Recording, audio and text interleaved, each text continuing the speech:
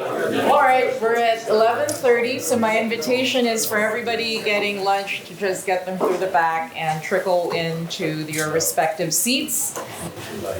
Good morning to everybody who's present from all corners of the university. We're here for a very exciting hour with our distinguished guests, and so I want to maximize the amount of time that our speakers will be speaking today.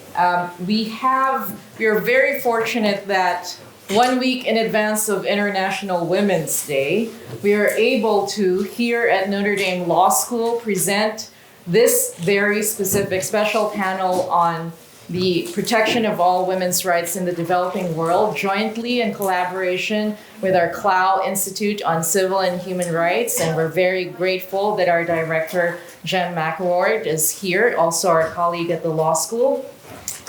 Today's panel will operate very simply. Each of our speakers will have about 15 minutes of presentation time. There will be 10 minutes for our discussant, Professor Christine Venter, who also teaches gender studies and the law here at the law school, and then followed by some Q&A, and I will moderate that Q&A, and thereafter closing remarks from Professor Mason McAward.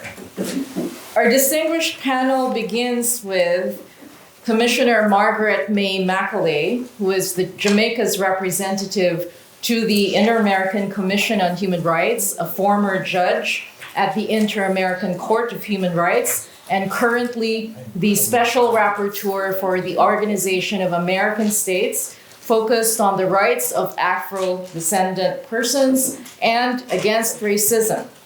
She is one of, although in my view, Jamaica's most experienced jurists and leading human rights advocate, who from civil society lobbied for and assisted in the formulation and drafting of new laws and legislation to ensure the protection of all human rights for persons in Jamaica, her home country. I've had the distinct privilege of working with her for the last 4 years, beginning with our work at UN headquarters, drafting the new convention on the right to development. And in this capacity, I'm just very heartwarmed to welcome her here.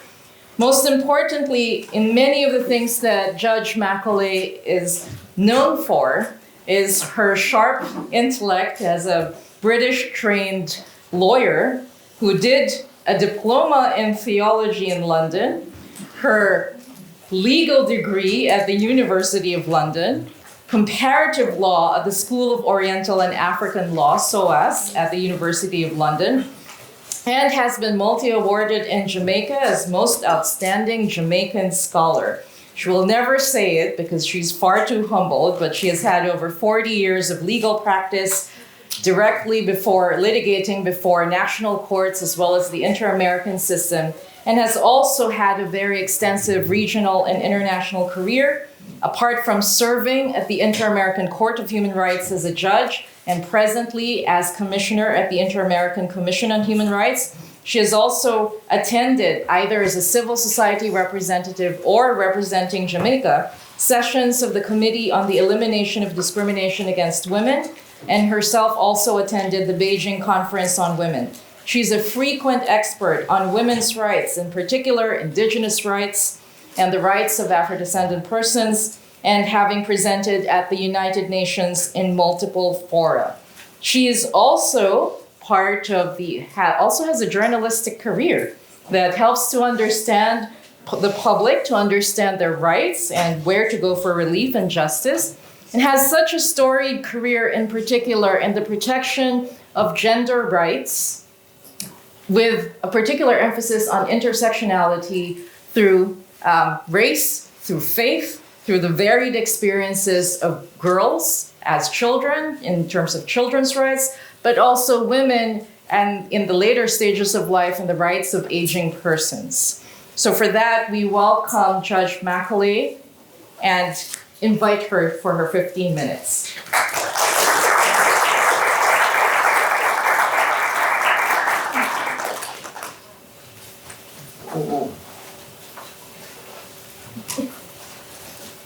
Oh, dear me. Well,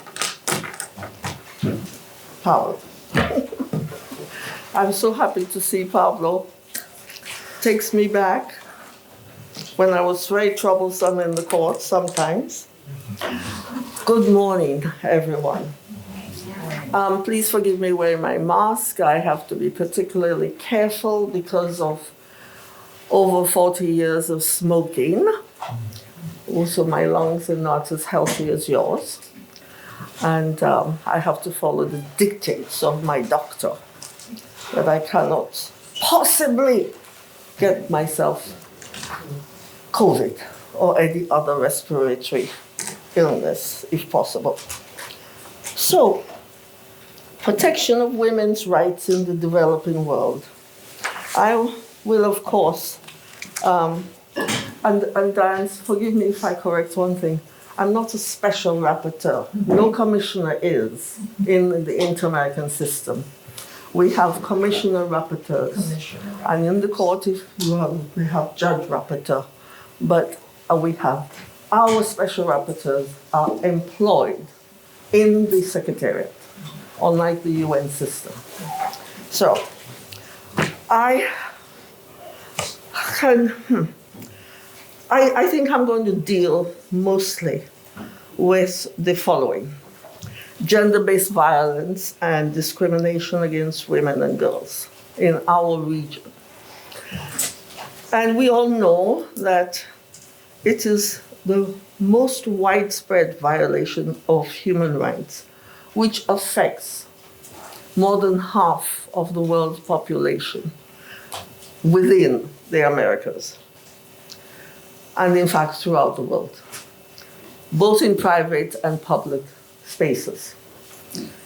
The Americas is therefore not an exception, except we are the most exceptional in the level at which we have such violence.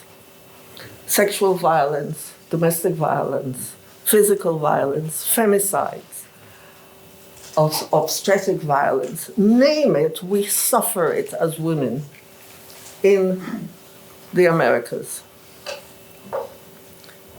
And we have states committed to work against violations of the rights of women, which were latterly, in my day, because I remember lobbying, pounding pavements in groups that states, the world power, accept the fact that women's rights are human rights. They never accepted that before. But it is accepted now. And yet, they keep on violating our rights. And most especially, if we are not part of the white race, if we are persons of other colors, like me, like Joan Mark at the back, my sister there, my brother here in front, and others who, there you are, may come from the Philippines, may come from India, may look like the first peoples of these lands.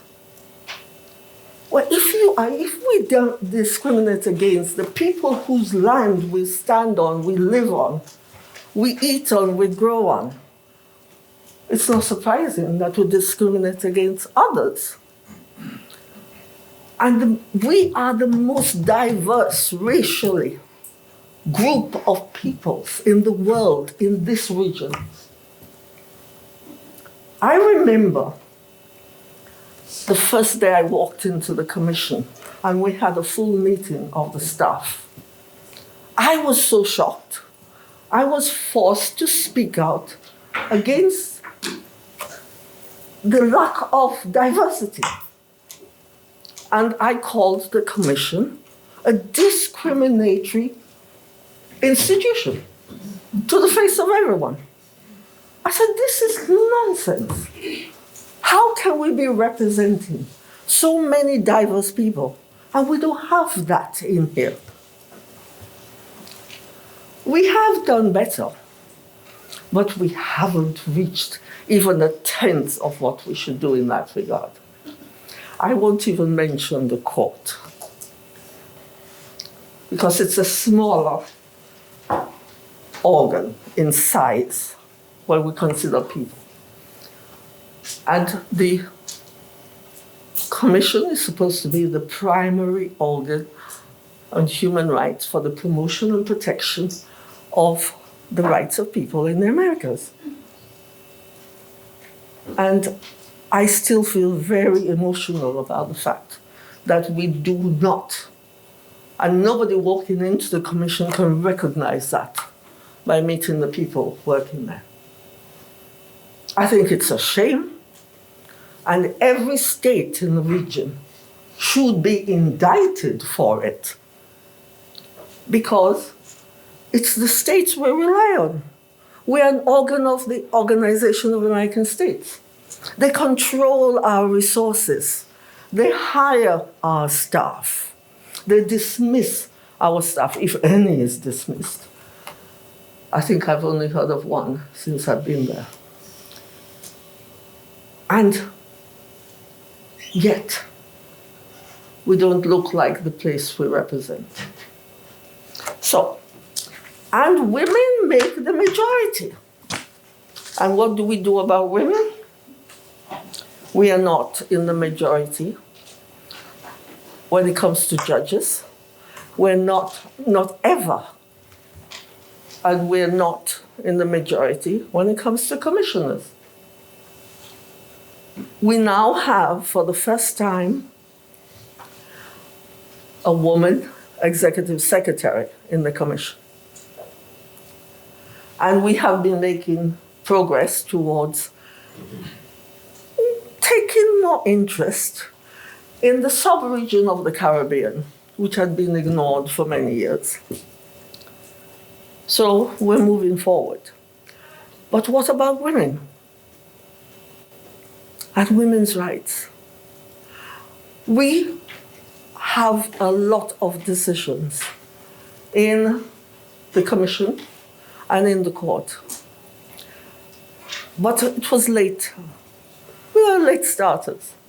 It was in 2006 when the court first gave a definitive judgment in relation to rape and the recognition that rape was a violation of the rights of women, and went on about recognizing the fact that rape, even a single act of rape, could be recognized as torture of the women. And you know we have Convention Against Torture in our system as well as in the universal system. So we have a situation where girls are abused. We have a situation where legally marriages of young girls, children, to men and older men within certain states is legally approved and recognized, still to this day.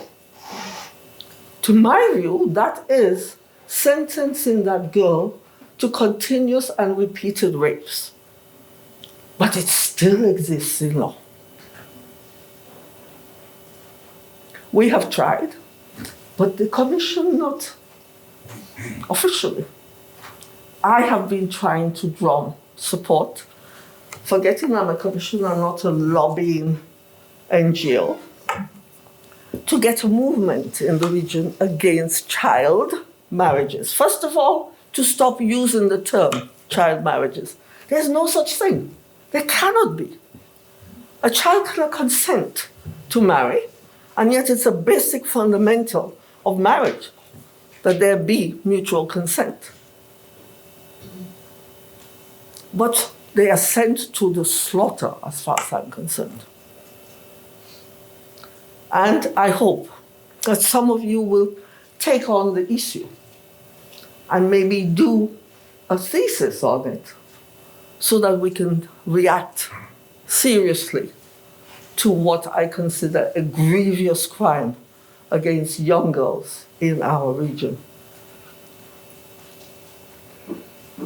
And of course, we have the situation of incest against the girl child. And of course, incest against the boy child, if I could call it that, because that is increasing as well. The same way as the sexual violation of girls is prevalent in so many countries in our region, the buggery of young boys is also on the increase. What is happening to us? That as the years go by, we do not seem to grow in responsibility and understanding, in appreciating that each of us have an innate dignity of humankind that we ought to respect. That the states with all the power and the resources act as if, as they say in Jamaica, I know nothing. It's nothing.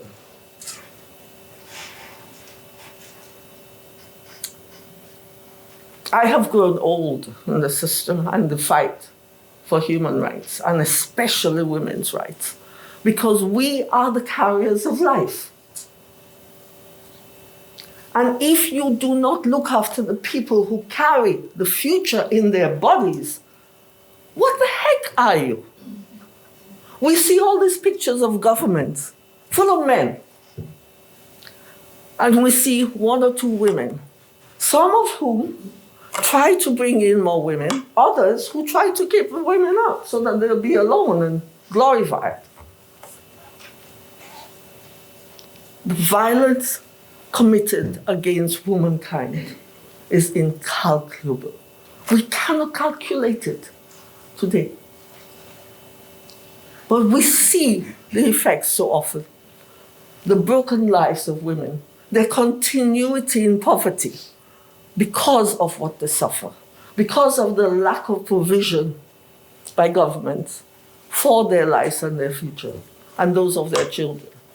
We have states that lock them up and sentence them for criminal murder instead of even, which I don't agree with, the crime of abortion, to 30, 40 years in jail. And yet they say they believe in the family. They take that single mother away from her children for 30 or 40 years. We have been fighting this in El Salvador.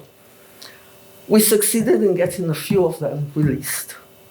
But the number of them in the jails in El Salvador for that, because the prosecutor chooses to charge them with murder and not abortion, yet there's legal provision for that, which is a lower sentence of about 5 or 6 years. And the sentence them to 20, 30 or 40 years. I am so disgusted with us that sometimes I find it difficult to contain myself.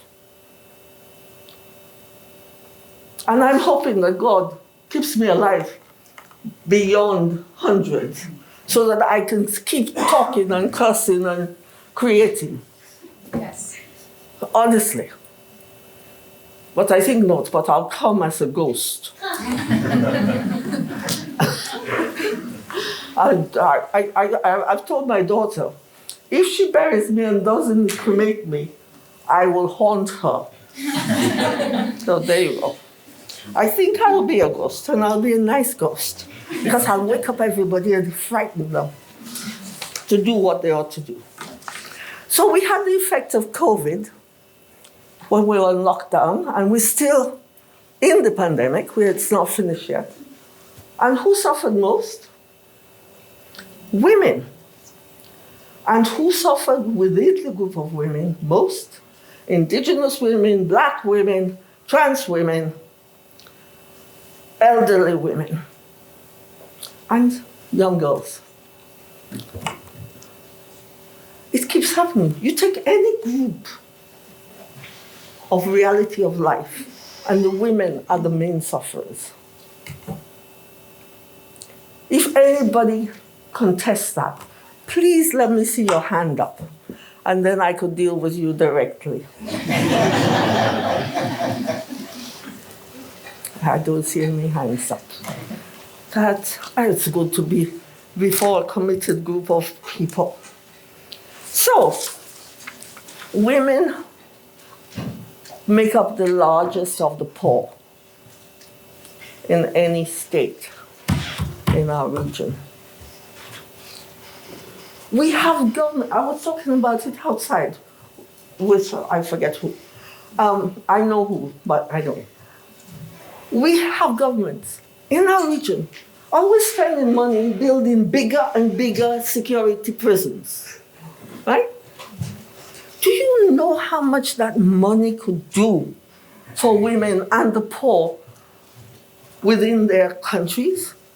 They talk about the gangs of young men and young women, but they do nothing to enhance their lives so that they have productive lives. But they rather build prisons to lock them up in. But you know, I don't blame us women, I blame the men. Sorry, no, guys, I blame you. Because you have the power. You kept the power. You had the view that women didn't have any sense for politics or business or banking or this and that. Remember when we had the bank crisis? The only banks that did well were those who had women at the top. The ones run by men, yet they still hold on to their position. We cannot go on like this. We're supposed to have equality and equity, but we don't have it.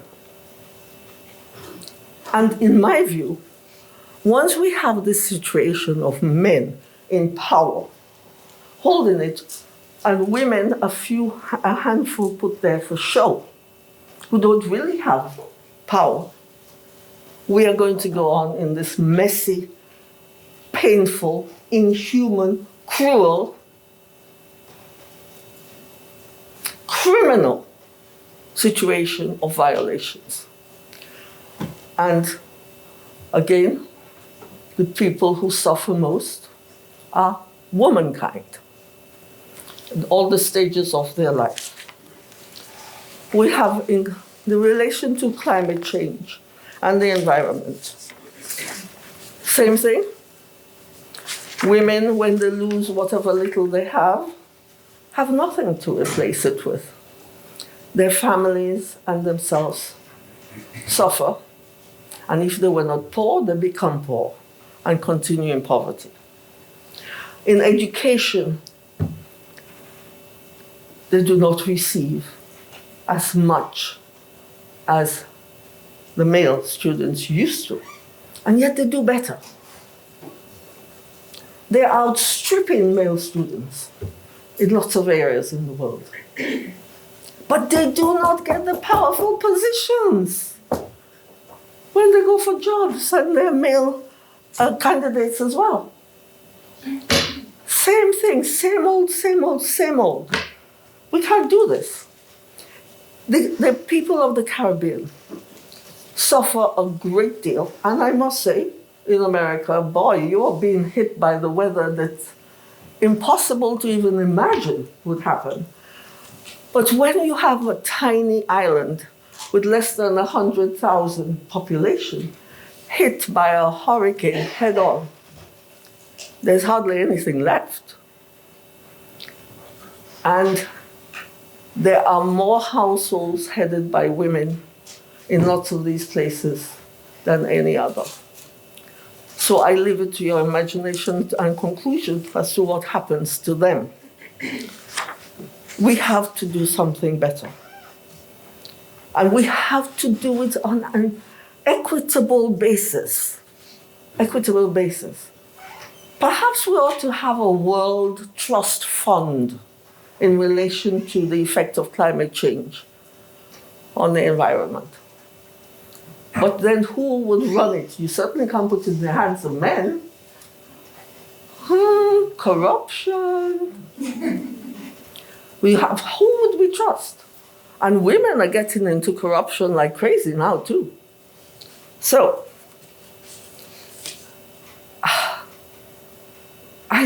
sometimes I think Maybe the good Lord hasn't given us the imagination yet to sort this problem. And he wants us to work out how best we will do fairly with each other. But we haven't worked it out yet. We haven't. How many of us show the hypocritical face of I accept him as my neighbor, but when his back is turned, I make sure his reputation is destroyed? That happens mostly with women. And we have presidents and prime ministers and ministers of government when women are victims who get onto the media and castigate that victim and injure that victim's character and reputation instead of ensuring that every citizen in their country knows that the government will take a strong position about anyone attacking any other woman in that way, ever. They never do that. And it's about time we call them to task. And we have to talk to all citizens of all countries that these are the things they ought to require from their government, especially when they're lobbying for election, to be elected. And yes, I'd mentioned abortion. But why do white old men think they can tell women what to do with their bodies? Why? As far as I can do, for relaxation, I used to read lots of novels. And I remember part of the novels is that white men were not very good sexually. I'm talking about what I read in books. I didn't write them. And when you're a white old man, why do you think you can determine what I do with my body, how many children I have, how I space my children? Who gave you the right to interfere with my sexual organs? I am embarrassed for men when they go on like this in these countries. And yet they're not embarrassed. They take it as a right. They have a right to determine because, after all, women belong to us. But we're not chattels. And we have a mind of our own. And we insist that it is utterly important to prioritize and mainstream the intersectional approach by states, the private sector, the public sector, academia, civil society, the media, and the general population of every state. They must mainstream gender. The fight to advance in the recognition and protection of human rights must begin by ensuring that all women, at all stages of their lives, in all their diversity of races, are included in every discourse, policymaking, and the amending and framing of laws in every single state in our region. And we must demand this as a right. Thank you.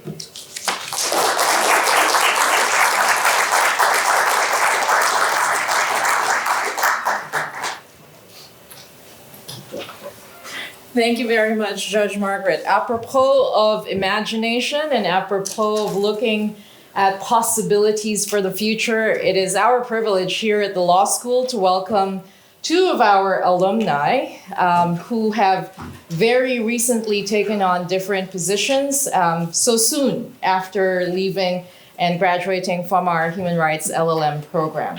Our next speaker is Tamina Sobat, who is presently a first-year PhD student at the University of Minnesota.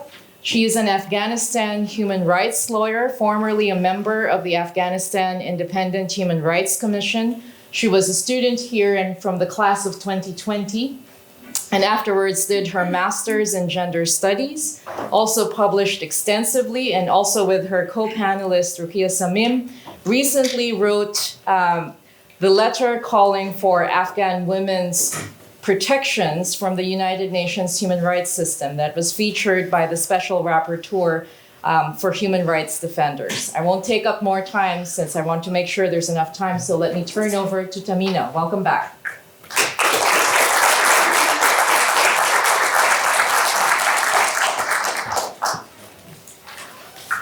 Thank you so much for that kind introduction. Good morning, everyone. Thank you so much for joining us today. It's a pleasure to be back home. I took international law and jurisprudence of human rights here with Professor O'Connell and Professor Carroll's at Good Days. It's an honor to share today's panel with Judge Margaret and a long life friend, Ruqia Samim. And let me tell you, it is joyfully overwhelming to be speaking in front of your professors, from whom I learned how to be a different kind of lawyer. I want to begin my remarks by remembering and recalling girls of Kaj, who died in a deadly bomb explosion on Kaj Educational Center in Kabul, Afghanistan, an explosion that took 50 people's lives and 80 more wounded Hazara students while taking an entrance exam for the university. I want to also remember the victims of the recent deadly earthquakes in Turkey and Syria, the 1,976 activists from the recent uprising of Afghanistan who are arbitrarily detained, and no one knows about their fate. And also people from the recent uprising in Iran who were sentenced to death for asking their right to a dignified life. I'm keeping them in my mind and my heart, and I hope they rest in peace and power, knowing that there are people commemorating their lives, their efforts, and also collectively mourning their death. As I speak as an Afghan woman and a person of color, I'm not speaking on behalf of all Afghans, all women, and all people of color. I acknowledge the politics of location, differences in opinion, and I'm mentioning this because what has been devastatingly harmful for people in Afghanistan, and specifically women, is speaking on their behalf. Whether it was in 2001 for decision-making regarding an invasion or war, or whether it was during the so-called process of peace in 2021. So even unconsciously, I don't want to be part of that practice. And I want to invite all that to raise awareness regarding the resistance and the efforts and advocacies of women in Afghanistan and also countries such as Iran. They are protesting online, offline, in the streets of Kabul, in the streets of Herat, Mashhad, Tehran. So their longest-standing resistance says something that they don't need to be spoken on behalf. But it is imperative, though, to converse with them, to debate with them, to be aware of their needs and also their demands. On August 15, 2021, after the Taliban forcibly overturned the government of Afghanistan, as one of the very much obvious and expected consequences, women's rights and their situation deteriorated immensely. Their legal and policy commitment, legal rights, policy commitments, and constitutional rights were infringed upon. And despite Taliban promising to have a more moderate type of a rule this time, they have implemented the very restrictive interpretation of Sharia law since they seized Kabul. So on top of all the other restrictions that they put, which started from banning girls from this secondary schools, on December 2022, they officially banned girls from universities and also deprived them from their right to employment, effective immediately in all levels. In analyzing the human rights situation of Afghanistan, I have not only tried to point out to the difficulties faced by people of Afghanistan and also specifically women, as the othered and surplus bodies, racialized bodies, left in the liminalities of life and death. But also I aim to also to build this general picture of the development of the economic situation, the deterioration of the social conditions of life inside Afghanistan. And as a result of all of these restrictions put upon women's rights in Afghanistan, you can see that all these recent political changes and cruelties of the Taliban has brought about an imposed isolation of women in the country. And also at the same time, it has incited resistance, contestations, and protests online, offline, inside Afghanistan, and also in its diaspora. So coming to a more recent history about the resistance of women, we can say that the 20th century regarding the resistance of women and their rights in Afghanistan witnessed a progression in women's rights in the country. For example, in 1919, they got the right to vote a year after the women in UK, a year before women in the United States. Soon after that, the gendered separation was abolished. New constitutions brought so many diverse kinds of equalities in life, but due to the conflicts, the long-standing wars in Afghanistan, their rights were rolled back.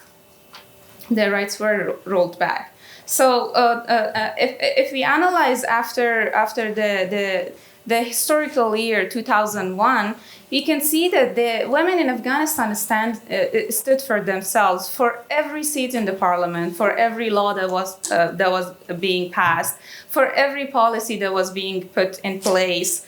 They fought for everything. They stood for every single achievement in these years. And also in other instance, I can remember or point out to the beginning of the peace process in Afghanistan. From the very beginning of peace process, Afghan women were not optimistic about this process. And in so many instances, they have pointed out, they flagged, and then they raised this question that the new Taliban are not changed, they are not new. And maybe they are new in a sense, in a bad sense, because they now are acting more strategic, more structured. They are more equipped with the technology. They are more equipped with ways, with more smart ways to oppress women inside Afghanistan and to instrumentalize their bodies, their rights, and their situation. But what is deplorable is that these voices were not heard. These narratives were not included, not in the US Taliban-led negotiations, peace negotiations, not in the inter-Afghan talks, and not in the efforts after that. And by saying this, I also want to kind of push myself toward asking this question: what would have happened if by any miracle these diverse needs, these diverse voices, these narratives were included in the peace process and they were heard? What would have happened? Would the fall of the republic change? Would the US, for example, act differently? Would the institutions of law, human rights organizations be able to accommodate these needs, these diverse experiences of women? Because the category of women includes so much more inside it. There's the question of race, there's the question of ethnicity, there's the question of language, there's the question of class, economy, and so much more to it. Would all of these be included in this process? Obviously, to expect this kind of innocence from an imperfect world and also from an imperfect system is kind of naive and also subject to very much question marks.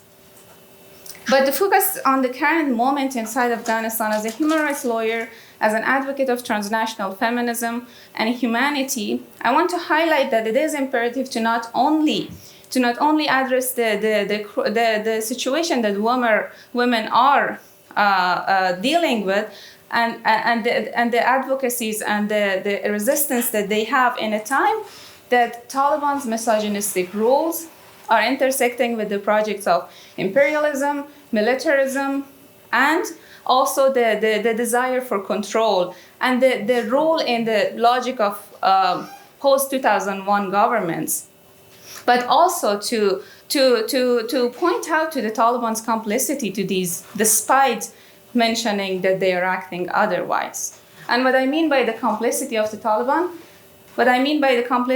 Taliban, is that what has happened in 2001, it is happening right now.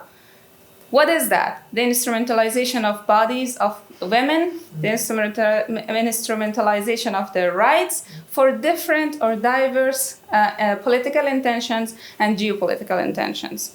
So there is a question to ask here. I'm posing more questions than explanations. And I'm inviting all of us as human rights lawyers, because that's our responsibility, to have deep moments of thinking that how we can bring change, how we can break the cycle of misery in Afghanistan and the way that women are dealing with that and they are stuck there. So I guess there are possibilities of thinking about transnational solidarity, but what kind of transnational solidarity? What kind of? I think we can start by asking that what is at stake for Afghan women or Iranian women, for that sake, inside these countries under the cruelty of the Taliban or Islamic Republic in Iran, to advocate, to redefine the maps of resilience and social justice work. Transnational solidarity can happen, but we have so many bad experiences of that, because there were transnational solidarities or networks that they incited war somehow for good intentions maybe. But I guess a transnational solidarity can happen in a situation that we should be aware of the inequalities of power, the relations of power, and these spaces of solidarity should take the projects of imperialism, colonialism, and settler colonialism seriously. And I guess I'm inviting all of us to think about these and promote these in our work, in our area. If you're an instructor, if you're an activist, if you're a writer, if you're a researcher, talk about these. Women in Afghanistan are defining or redefining the maps of resilience. Join them.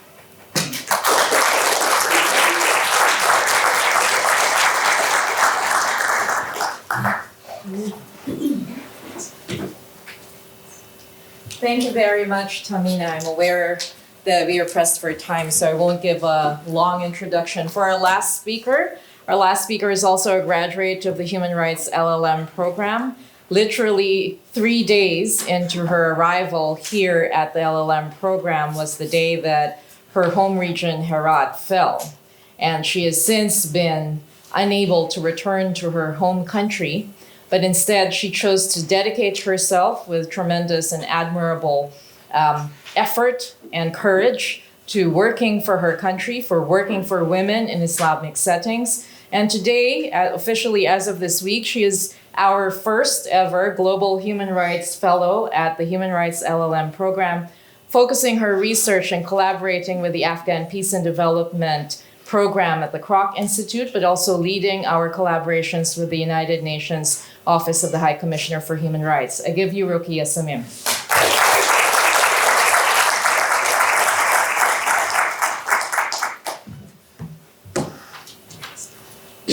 I'm a little bit nervous now. And I'm delighted and honored to be able to speak today alongside Judge Macaulay and in front of my distinguished professors and with my very dear friend Tahmina. And I'm so grateful to Notre Dame Law School for providing this opportunity for us to be able to talk today. And thank you so much for all my friends, colleagues, and fellows for being here today. Emphasizing on recognition and respect of the inherent dignity and of the equal and inalienable rights of all human beings as the foundation of freedom, justice, and peace in the world, I would like to start with remembering all members of the human family around the world suffering from injustice, absence of peace, and freedom. particularly in Afghanistan, Ukraine, Iran, Syria, Palestine, and many more countries around the globe.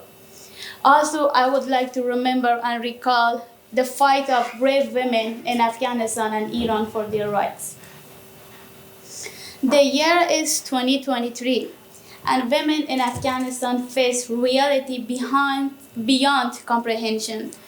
Isolation and oppression have become their daily existence as they are denied access to basic human rights. Afghanistan, a story of broken promises. Women are deprived of their safety, freedom, and fulfillment. Minorities are persecuted, subject to widespread and systematic attacks, torture, ill treatment, mass punishment, extrajudicial killings, arbitrary detentions, and forced displacement continues to carry out in Afghanistan under the Taliban rule.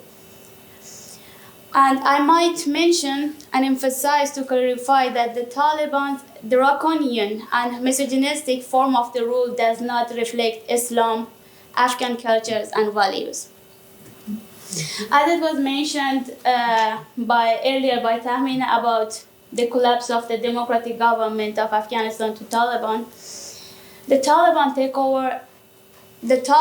takeover of Kabul in August 2021 brought with it a wave of darkness, one that has stripped away the very essence of being a human for women.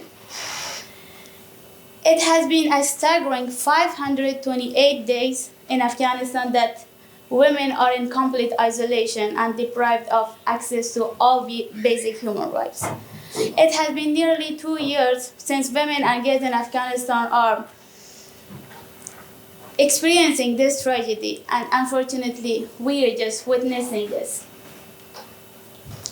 The Taliban's first act upon taking power in Afghanistan was to abolish the Afghanistan Independent Commission on Human Rights and Ministry of Women, replacing it with the Ministry of Propagation of Virtue and the Prevention of Vice.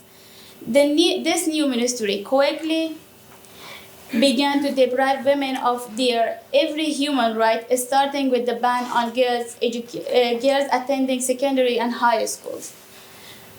The ban on women's employment in most places across the country soon followed, as did the ban on women traveling alone, visiting parks, sport facilities, appearing on TV, accessing healthcare without a male escort, and ban on contraceptive drugs for women.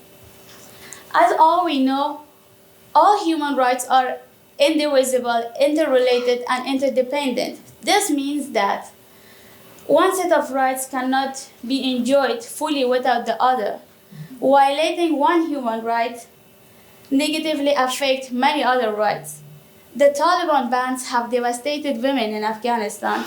Nearly 19.4 million Afghans, which is the majority of Afghan population in Afghanistan, are banned from attending secondary schools, universities, and almost all employment opportunities, as well as the other rights that I already mentioned.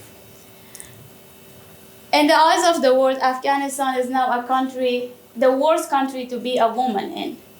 Women in that country are denied of literally all fundamental human rights, such as like the right to life, liberty, and right to integrity, right to personal autonomy, the right to education, the right to employment, the right to development, freedom of movement, freedom of expression, and many more rights and freedoms. I must emphasize that the future of Afghan women and girls and the future of an entire generation is at stake in this situation. Education is a powerful tool for developing everyone's full potential, ensuring human dignity, and promoting individual and collective well-being, especially for children. Education is a lifeline. However, banning education for girls in Afghanistan prevents them from reaching their potential, their full potential. So not only does it violate women's fundamental rights to education, but it also exposes them to heightened anxiety, trauma, and feeling of valuelessness. and greater risk of exploitation and abuse, including child trafficking, early and forced marriages.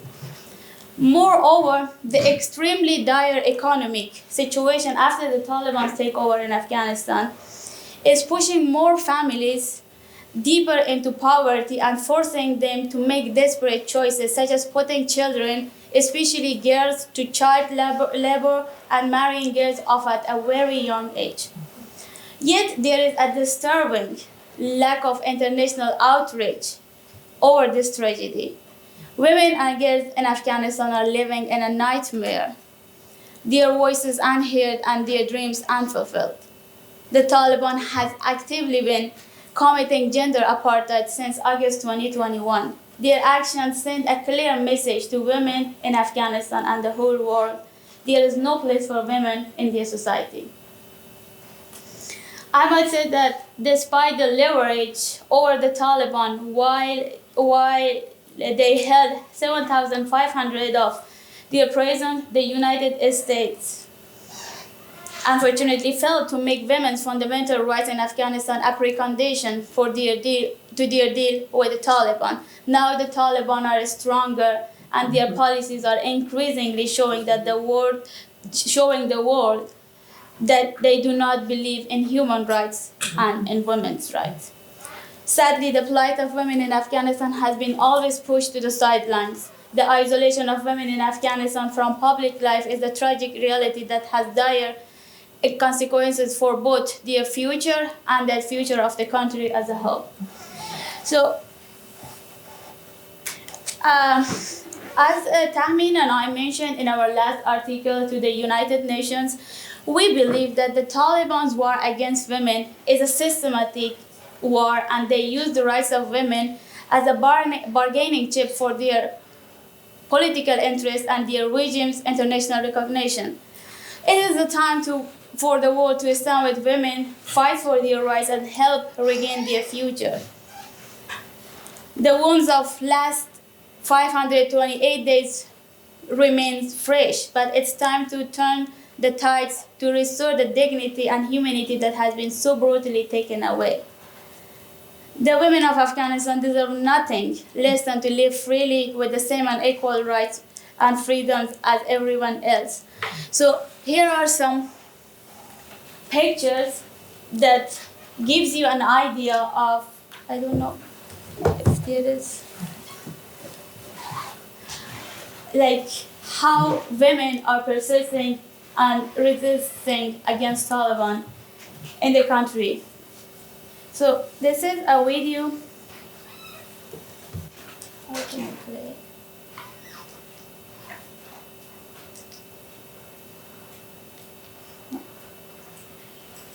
Is there any? Oh, sorry. To play the video here. Okay, we come on the video. Afghan girls behind the closed doors of university when they want to enter the university, but they are being hit by Taliban.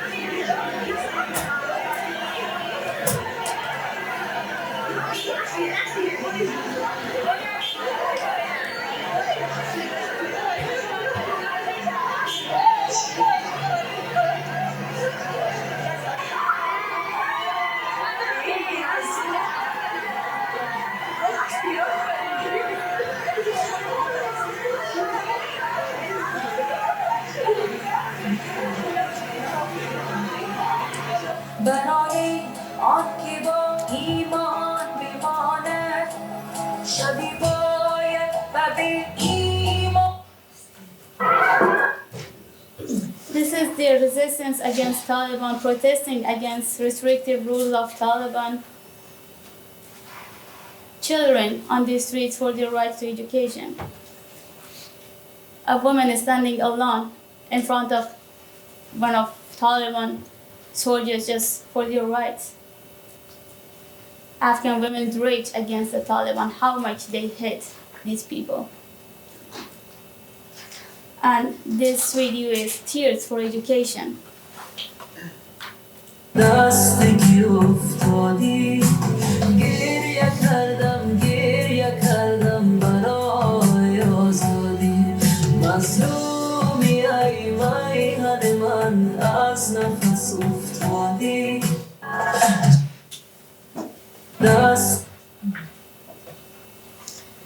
This is how women are alone fighting for their rights in Afghanistan. Afghan women protested, resisted, but the Taliban silenced their voices with violence. And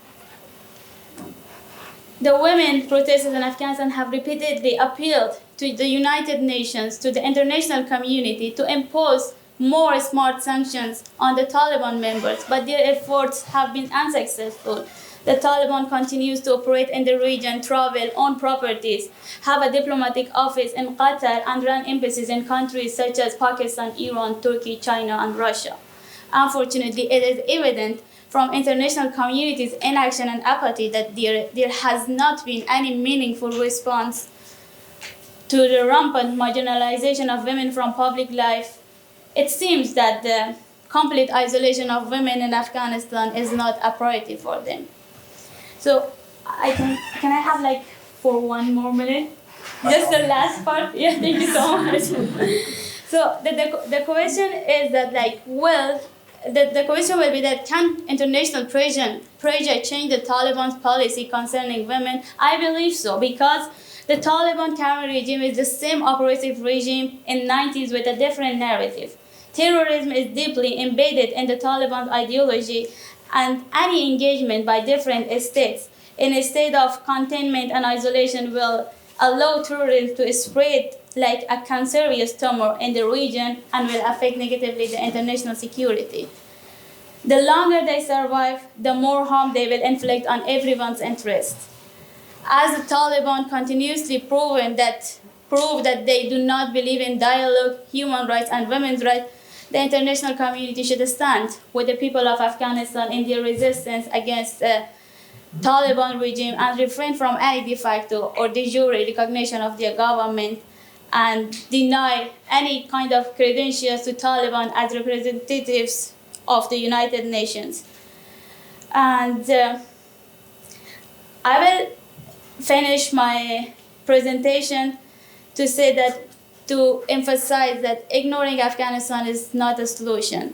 There is a dire need to act against this deep and widespread discrimination based on gender in Afghanistan. Thank you so much.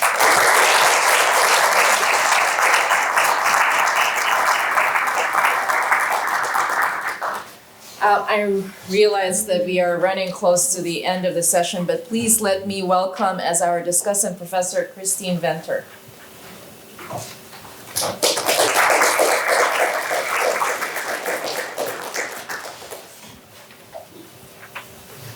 So thank you so much. It's very difficult to follow our distinguished guests and former students. So I'm going to try and be really brief. I know several of you have to leave shortly.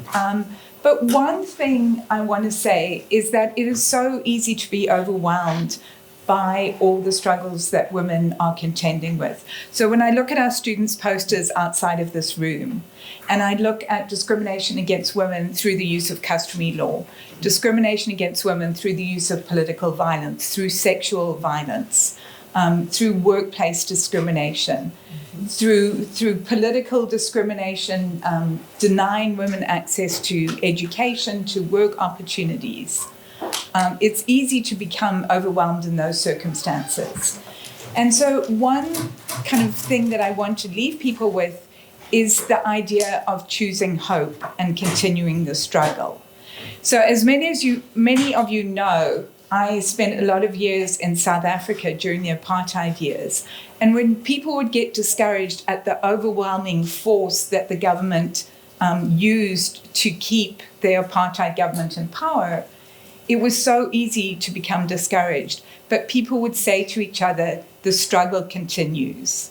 And that's what I would say to you today. The struggle continues. And I'm choosing hope today, despite all the depressing things that we've heard about. And I'll tell you why I'm choosing hope.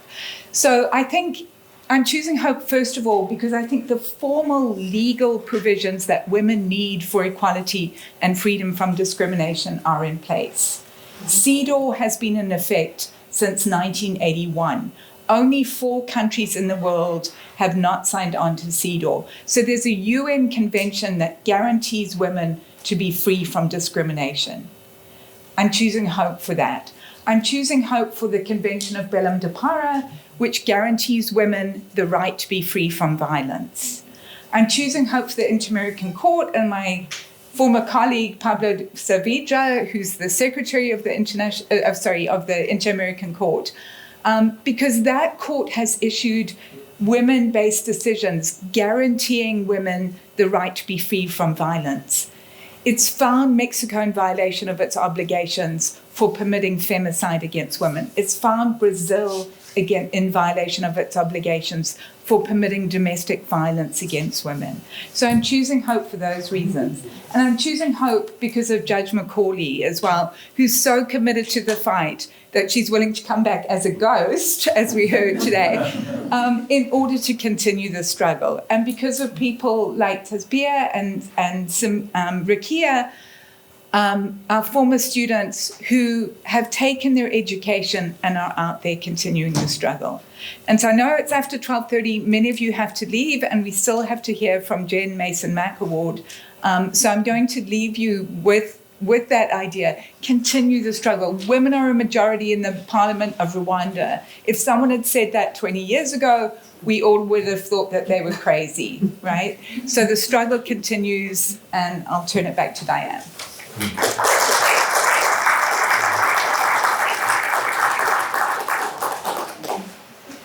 Unfortunately, I did promise that we would have time for questions. Unfortunately, we don't.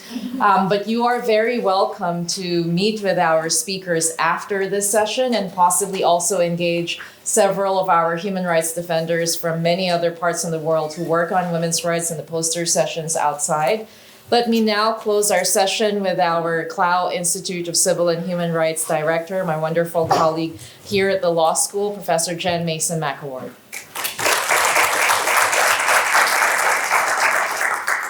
On behalf of the law school and the Clow Institute for Civil and Human Rights, thank you to each of our extraordinary speakers today for teaching us and challenging us and counseling us to continue the struggle and do so with hope. I'd just like to highlight 3 questions, one asked by each of our speakers. How are we not growing in our respect for humankind? What if women's voices were heard? And can international pressure change the Taliban's behavior?